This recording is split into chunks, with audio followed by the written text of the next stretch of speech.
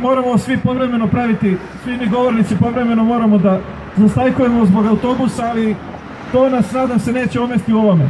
Dakle, pravila crkve su jasna. Za crkvu ne postoji nešto što se naziva izmeštanje hramova, izmeštanje manastira. To ne bi smelo da postoji. To je rađeno samo u vreme bezbožnih komunista. To su radili, recimo, sa manastirom Piva. To su radili, ali to nije po pravilima Svete pravoslavne crkve. I ako se nekada i događalo da naša crkva ili neke naše vladike su se sa time saglašavali, to su se saglašavali samo zato što su bili pod okovima komunističkog ropstva u to vreme, pa nisu smeli da donesu drugačiju odluku. Ali sada valjda nije komunizam. Sada oni tvrde da u Srbiji vlada sloboda i demokratija. Ako je to tako, onda ne postoji nikakva prepreka i ne sme da postoji bilo kakva smetnja da se izađe jasno i glasno i da se kaže istina. Dakle, ne sme nipošto da se premešta bilo kakva svetinja. I tu ne postoji, a kamoli da se potapa kao što se već događa sa Valjevskom Gračanicom. I tu ne postoji nikakav viši interes. Najviši interes koji može da vodi bilo kog čoveka u životu, to je da služi Bogu i da se rukovodi po Božjim zakonima. Ne postoji viši interes od toga. A braćo i sestre, pod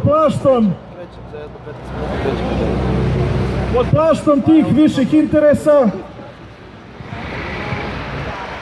i Staljin je u ime višeg interesa srušio i sravnio sa zemljom hram Hrista Spasitelja u Moskvi.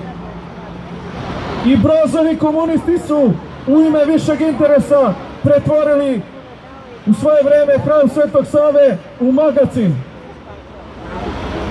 Da li ćemo u ime nečijeg višeg interesa dozvoliti da sutra komunisti i antisrbi u Crnoj Gori izgrade branu u dolini reke Morače, pa da možda potope i manastir Moraču, a bili su već planovi sa time pušteni u javnost?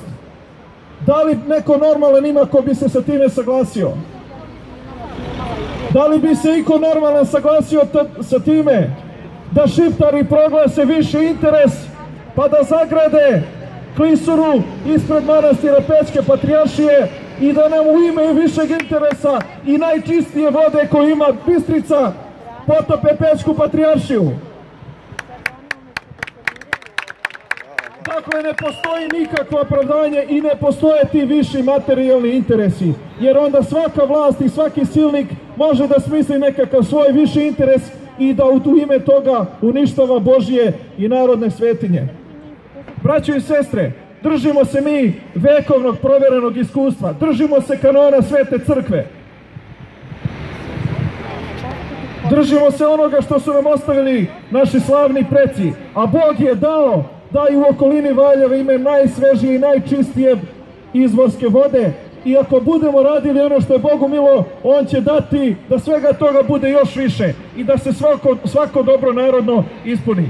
Ja vas pozivam još da budemo strpljivi, da budemo uporni